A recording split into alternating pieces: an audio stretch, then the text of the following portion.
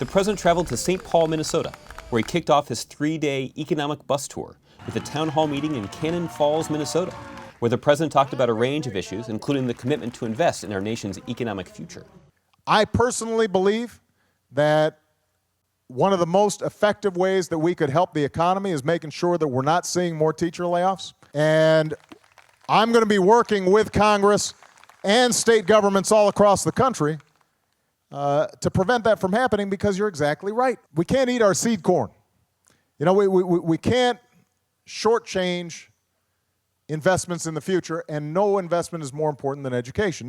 Later, the president had lunch at a downtown eatery, the Old Market Deli, where he was officially greeted by a local cowboy. Mr. President, our cowboys in the United States of America, welcome, sir. The president was joined for lunch by post-9/11 veterans from Minnesota, where he heard directly about their experiences and discussed the steps his administration has taken, including the recently announced Veterans Employment Initiative, to ensure all of America's veterans have the support they need and deserve when they return to civilian life.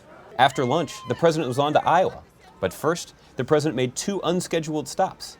First, at the Coffee Mill in Zumbrota, Minnesota, where he purchased pie for staff and talked with local Minnesotans outside. Nice to see you, sir. Corn and beans? Yep, corn and beans, soup, The price has been pretty good. Yes, it has. How are you, sir? Larry. Nice to meet you, sir. High Farm as well. Appreciate it. You know, we're trying to make sure that we just keep on growing these markets. Yep. You know, so you guys can sell your stuff. Well, you keep growing the economy. And That's what we're going to try to be doing. Yeah. You're doing a great job. I'm glad that you come to a small town. Absolutely. It's where America provides its food, its fuel, our troops. It's a privilege for me to be here. The president then stopped in Chatfield, Minnesota, where he chatted with kids from a summer program on the steps of a local school. One more time, Jesus. All right, who's going to help me out?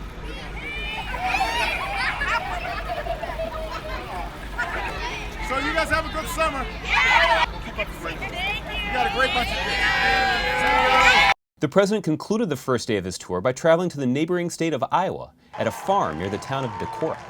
Here he held his second town hall of the day, where he continued his conversation with rural Americans on the economy and creating jobs. There's been bipartisan support for something called an infrastructure bank, where the federal government would put seed capital in it, but it would basically leverage the private sector that wants to invest in smart infrastructure projects all across the country. Because, look, there are a bunch of companies and a bunch of pension funds out there that are looking for ways to invest. They don't know where to put their money.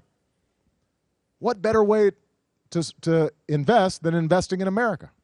On Tuesday, the president began the second day of his rural tour by having breakfast with 5 Iowa small business owners at Roush's Cafe in Gutenberg, Iowa.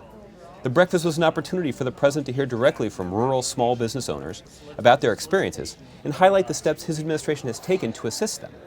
One of the steps he highlighted was his new jobs initiative, designed to help rural small businesses access capital, expand rural job search and training services, and increasing rural access to healthcare workers and technology. Later, the president officially announced his new initiative at the White House Rural Economic Forum at Northeast Iowa Community College in Peosta, Iowa, as well as engaging directly with a variety of rural leaders from across the nation to discuss the importance of growing small businesses and strengthening the middle class in rural America. If we're going to harness the potential to create jobs and opportunities that exist here in Iowa and all across America, we know what's possible if we're willing to fight for our future and to put aside the politics of the short term and try to get something done. Already, this administration has helped nearly 10,000 rural businesses and 35,000 small and medium-sized farms and ranches to get the financing that they need. That's already happened. Later, the president attended 2 breakout sessions, first with Small Business Administrator Karen Mills to further discuss growing small business, and then with Secretary of Agriculture Tom Vilsack to promote agricultural innovation and renewable energy jobs in rural communities. 3, 2. The president then sat down for interviews with CNN's Wolf Blitzer, as well as local television outlets from St. Louis and Kansas City, to discuss ways to grow the economy, strengthen the middle class, and accelerate hiring in communities large and small across the nation. After the forum, the president made 3 unscheduled stops, first in Maquoketa, Iowa, where he spoke with local students from Maquoketa High School, then was on to DeWitt, Iowa, where he stopped at a local institution, DeWitt Dairy Treats, taking a moment to speak with folks outside the shop before heading in to buy some ice cream. Later, the president stopped at Grasshoppers in LeClaire, Iowa, an antique shop. Good to see you, Mom. How are you? Come on, let's see what we got in here. I gotta buy the girls something. And it just goes on forever. You got all kinds of stuff in there. You gotta stay up here. Yeah, so stay up here. Okay. It's always hard to shop for daughters, let me tell you. That kind of stuff is safe. Yes, it is. I know Sasha will wear this. There you go. So this is going to be from Malia. This will be Sasha. Okay. I do. You're not allowed to give me this. I'm a little nervous. She's going to give me the military discount because I'm commander-in-chief. Yeah. That was inappropriate. Okay. All right. Thank you very much. What a surprise. On Wednesday, August 17th, or day 3 of the rural tour, the president's bus stopped in its third state in as many days, beginning with a stop in Morrison, Illinois at the Whiteside County Fair, which was established in 1870. Here, the president attended a dairy cow judging and visited with locals attending the fair. Nice to meet you. Nice to meet you. We have sheep here at the fair. Do you? Yes. Well, it's wonderful to see you. And nice seeing you. Glad to meet you. So glad. Never thought I'd meet the president in my I just saw life. you, Madonna. I Yes, just saw yes. you over here. Later, the president attended another town hall meeting, a running theme of this week, in Atkinson, Illinois, where he was joined by Secretary of Agriculture Tom Vilsack and Secretary of Transportation Ray LaHood. The president continued his focus on engaging rural Americans about ways to strengthen the economy. Don't bet against America. Don't bet against our workers. Don't bet against our businesses. We have gone through tougher times than this before, and we've always come out on top. As long as we pull together, and as long as American know-how and ingenuity is promoted, there's no reason why we're not going to get through this tough time just like we have before. And America is going to emerge stronger, more unified, more successful than it was in the past. Later, the president made an unscheduled stop at Galesburg High School in Galesburg, Illinois, where he met with students, watched the football team practice, and briefly spoke with the team before posing for photos. Absolutely. I want to hear the cheer. It's win the day.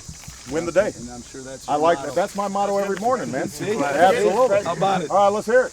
1, 2. Win the day! I like that. Come on. One time. Well, no, I'm 1, 2, 3, streets! There you go. The president then got back on the road and headed to Alpha, Illinois to hold, yes, another town hall meeting, this time at Country Corner Farm. The president concluded his rural tour, expanding upon the administration's goals of promoting economic growth, strengthening the middle class, and discussing some tax reform measures that would help us address our need to close the current budget deficit. And by the way, when you hear folks saying, well, you know what, that's job killing. That's not job killing. When Bill Clinton was president, we created 22 million jobs with a tax rate that was much higher across the board than it is now. We don't have to go all the way back up there on the estate tax or any other taxes for us to close our deficit and our debt, but we should ask oil and gas companies that are making record profits that they don't benefit from a special tax loophole that the mom and pop store in Alpha doesn't get.